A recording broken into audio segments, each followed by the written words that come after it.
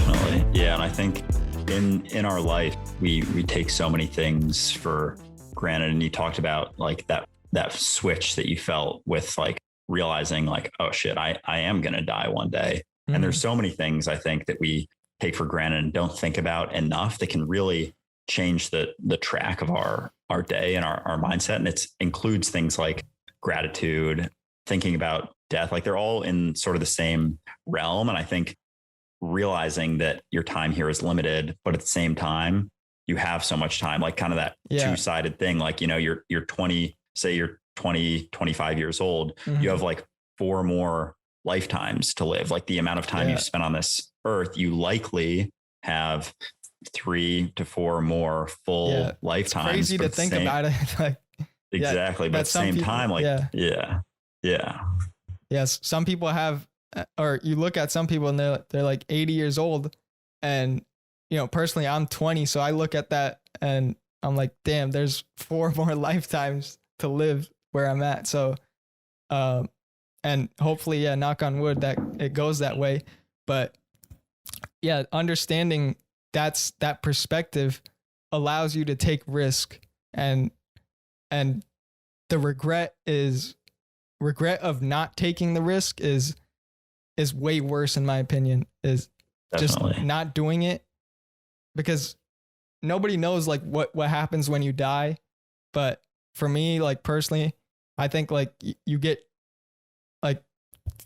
shown the person you could have been. Like that's what I believe. You don't have to believe it, but and I want to be able to say like I lived my life how I wanted to live it. Like I lived it to the utmost capacity that I could have possibly done it.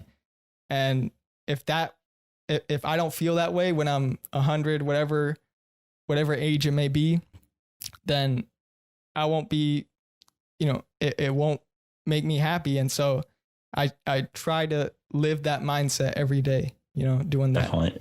Yeah. It's funny you bring up that scenario and I've heard about that. I've seen videos on it. And one of my buddies from college, actually, I haven't talked to him in like a year or so. And he just sent me a video talking about that. Like at the end of your life, like yesterday morning, he said, I think you might like this one, because he follows me and like sees my content and stuff. And it's like, yeah, at the end of your life, you get shown the person you could have been. Like if you had maximized your potential, you get shown that person. And it's something I think about a lot, along with just, you know, the finality of life and imagining being too old to do things that I want to do, and imagining regretting things at the end of my life. It kind of goes hand in hand, and meeting that person and seeing that, you know, they are who you are would be an extremely gratifying feeling. But seeing that person and seeing someone who accomplished and achieved so much more, it's like, why didn't you do that? And a lot of times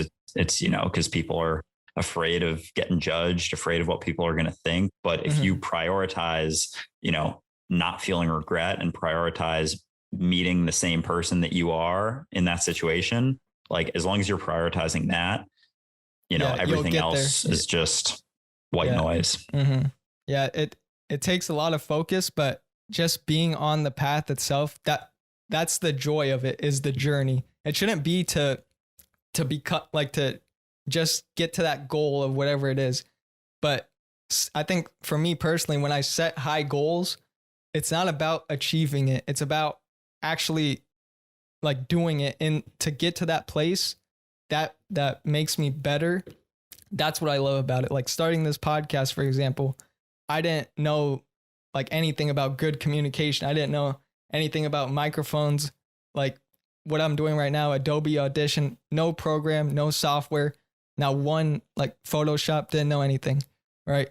But because I set the goal of I want to do this, those skills that I've gained along the way have brought me to the place where now I know all this. Like I have knowledge about it and understanding of it. And so every time I set a higher goal, I know it's not for the goal itself, it's for who you become because you set that high goal. Definitely. And that's what I try to live by. Yeah. Yeah. I really think that the process of doing things, like if you want to say you want to like achieve perfection in whatever you're doing, like it's not really feasible, but anyway, like if you just like do one thing, like start a podcast and your first episode, you're like, it's going to be perfect. Like, yeah, it's you're never going to be perfect. If you keep trying to make it perfect, you're going to get a lot closer to being perfect by doing like 1,000 podcast episodes and just doing it without the intent of being perfect, just doing it over and over. And it's the same thing with content creation. It's the same thing with practicing a craft. It's like, you're afraid of starting doing TikToks, just fucking start, like, and you'll get far better. Yeah. You learn from the experience. Once you post one and you realize, okay, and you post the second one, you realize which one did better and which one you enjoyed to make more.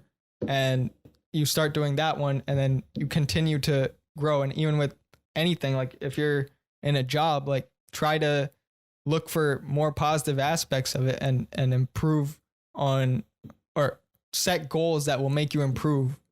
And that will it's not for, like I said, it's not for the goal itself. It should be to make you a better person. And that's what it's all about, is just small improvements every day. Like that. I think there's a book called Atomic Habits. I don't know if you've heard of it. I haven't read it. I have heard of it. Yeah, it's on my want to read list. Yeah. I have it back there. It's a book about just trying to improve small things every day, like getting 1% better. And he said not everyone will get 1% better, but even if you miss like 10 weeks out of a year of getting 1% better, like you'll still be much better off than not improving at all. Like that, and it's exponential, like 1% today, and then 1% the next day. Like it'll continue to climb more and more and more, and you become a completely different person because of that. Like you should always try to change who you are. Like I saw this video on TikTok saying, like, I think it was Ed Millett. He said he was talking to somebody on his podcast, and he said this guy came up to him and asked and told him about his kid. He was like 6 years old. He said,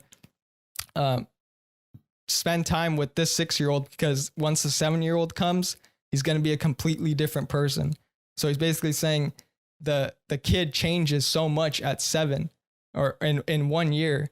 And then Ed said, like, when did that stop for you? Right? Like we at our age should change. Like if you're 24, you should be a completely different person at 25, or if you're 30, you should be a completely different person at 31, because you need to grow. Like there's something in us personally that I feel that wants to change, that wants to become more than what we are now. And he said that's something we need to think about, is what is going to allow us to become somebody different.